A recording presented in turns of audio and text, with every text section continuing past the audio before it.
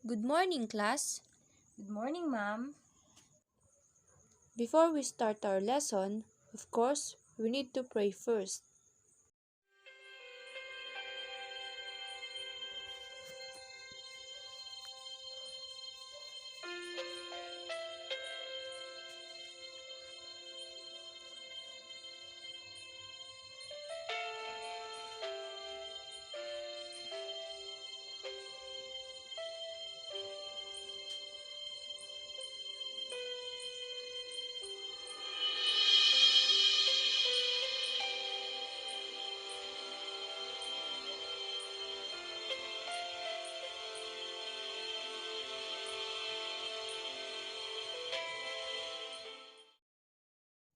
Again, good morning, class.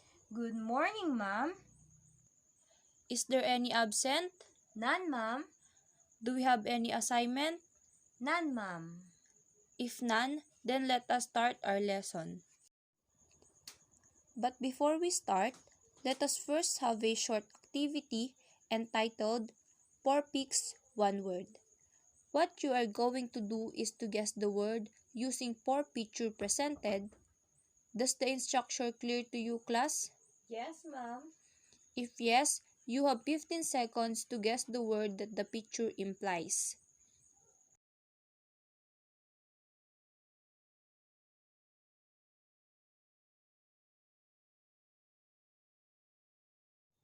Are you able to guess the word? Yes, ma'am. Then what is the word? It's volcano, ma'am. Very good. Based on the activity, what do you think is our lesson for today? Ma'am, I think it has something to do with volcano. Very good. To start with, who among you knows where does the term volcano came from? No one? So the term volcano comes from the island Volcano, which is a volcanic island in Italy. The island actually gets its name from the Roman god of fire, Vulcan. Additionally, the Roman god of fire is a Roman mythology says that Vulcan lived in a volcano. As well as being the god of fire, he made many weapons and forged them using a metal and fire. He was a very skilled blacksmith. Another, Romans believed that if Vulcan was made angry, the volcano would erupt, so they tried their best to please him and not anger him. As a continuation, what does it mean of the word volcano? Volcano is a mountain or hill, typically conical, having a crater or vent through which lava, rock fragments, hot vapor, and gas are being or have been erupted from the Earth's crust. So let's move on with the 3 stages of volcanoes. The first one, active. An active volcano is one that has erupted recently and there is a possibility that it may erupt again. Dormant.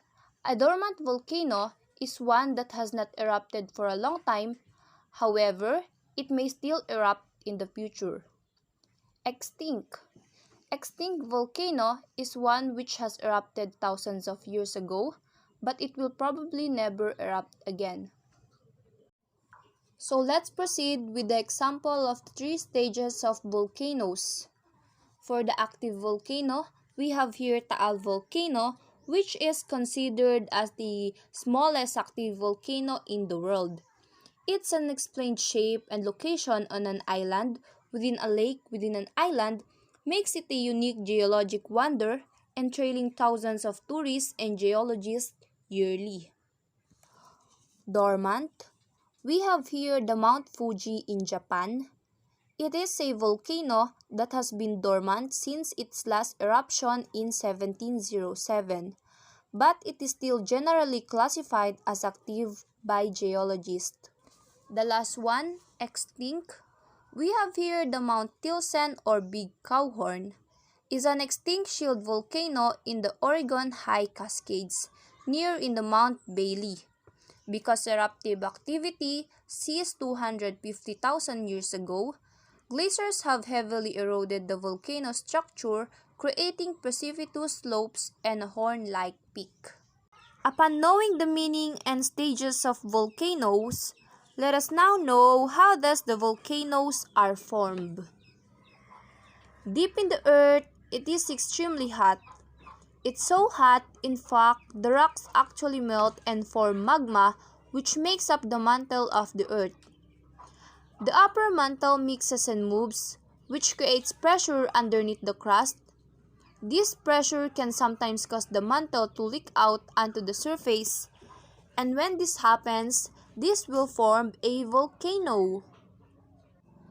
After illustrating how this volcano is being formed, let's move on with its parts. Ash cloud. A cloud of ash. It is formed by volcanic explosions. Tephra. All the pieces of all fragments of rock ejected into the air by an erupting volcano. Throat. The entrance of volcano. It ejects lava and volcanic ash. Crater. The mouth of volcano. It surrounds the vent. Vent. An opening in the surface of the earth through which volcanic materials such as magma can escape. Lava flows are streams of molten rock that pour or ooze for an erupting vent. Lava is erupted during either non-explosive activity or explosive lava fountains. Volcanic bedrock. Glade is a savanna or often forested community that occurs where there are exposures of basaltic bedrock and conglomerates composed of volcanic rocks. Magma reservoir, a large underground pool of liquid rock found beneath the surface of the earth. Then, who do you think is the responsible for volcanic-related information? Anyone? If none, the one who is responsible for volcanic-related information is the PHIVOLCS, or the Philippine Institute of Volcanology and Seismology. It is a service institute of the Department of Science and Technology that is principally mandated to mitigate disasters that may arise from volcanic eruptions, earthquakes, tsunami, and other related geotectonic phenomena. To sum it up, we discuss where does the term volcano came from, what does it mean by volcano. We also illustrate how volcanoes are being formed and all its parts and stages. With that, we should always instill in our mind that volcano is an integral part and unit of the earth, whereas it plays crucial role to every individual as it both helps and at the same time destroys the living of every person, specifically every households. With that, we should always be knowledgeable on the factors correlated with volcano. So, for your activity, I want you to create a miniature of volcano using the materials that I have given to you. You will be graded based on the rubric.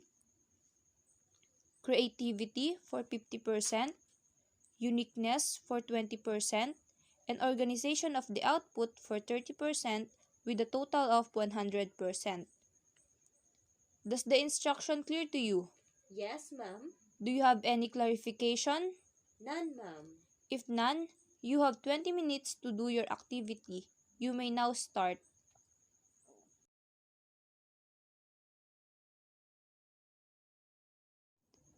Very good, students. Seems like you really learned our lesson for today. With that, give yourself 5 claps. So for your assignment, I want you to explain the quotation written by George Santayana, "People never believe in volcanoes until the lava actually overtake them." Are we clear with your assignment? Yes, ma'am. Do you have any question? None, ma'am. How about clarification? None, ma'am. If none, then This concludes our lesson for today. I hope you learn and enjoy.